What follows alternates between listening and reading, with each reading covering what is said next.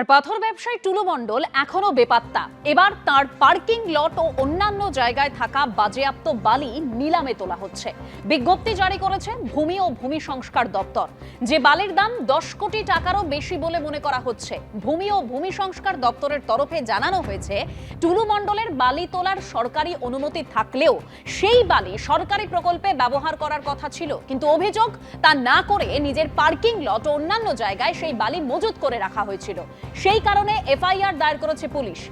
কবিলনগর ও দেউচা মৌজা মিলিয়ে টুলু মণ্ডলের প্রায় 13 লক্ষ কিউবিক ফিট বালি বাজেয়াপ্ত করা হয়েছে, যা এবার নিলামে তুলতে চলেছে বীরভূম জেলা প্রশাসন। নদিয়া জেলা পরিষদের পর এবার পুরুলিয়া জেলা পরিষদ। একজোট তৃণমূল বিজেপি। পুরুলিয়া জেলা পরিষদের সহ সভাধিপতির বিরুদ্ধে অনাস্থায় ভোট দিলেন তৃণমূলের 29 জন, বিজেপির 3 জন। রাজ্যে পালাবদলের পর পুরুলিয়া জেলা পরিষদের সভাধিপতি ও সহকারী সভাধিপতির বিরুদ্ধে পৃথক অনাস্থা আনা হয়। বুধবার পুরুলিয়া জেলা পরিষদের সভাধিপতি নিবেদিতা মাহাতোকে বহাল রাখার সিদ্ধান্ত নেওয়া হয়। নিজেদের মধ্যে বৈঠক করে সভাধিপতির বিরুদ্ধে অনাস্থা ভোটে হাজির না হওয়ার সিদ্ধান্ত তৃণমূল বিজেপির সদস্যদের।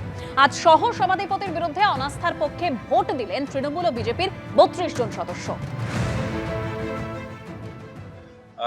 ভোট ছিল, সেখানে 32 জন এই নো কনফিডেন্সকে সমর্থন করে ওনার বিরুদ্ধে আজকে অনাস্থা ডেকে ভোটাভুটি করেছেন। বাকি জন অনুপস্থিত ছিলেন। নো কনফিডেন্স সহকারী সভাধিপতির ছিল, সেখানে আগেই 24 বা 25 জন মেম্বার একটা অনাস্থা দিয়েছিলেন।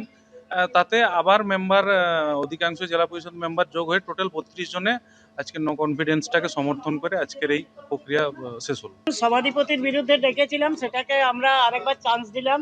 যেহেতু 25 জন মেম্বার আমরা ওর বিপক্ষে আছি, তাহলে আমরা ইচ্ছাকৃতভাবেই তাকে আরেকবার চান্স দিলাম। সে আরেকবার চালাক, আমাদের সাথে সমন্বয় করে যদি চালায় তো ভালো, নাহলে এটা তো প্রমাণিত যে আমরা একটা শক্তি প্রয়োগ করেছি, যে আমরা পারি যখন তখন কোনো কাজ করতে। সে অনুভব করেছে যে এতটা মানুষ যখন 25 জন মানুষ আমার সাইড হয়ে গেছে, তাহলে আমারও কিছু ভুল ত্রুটি ছিল।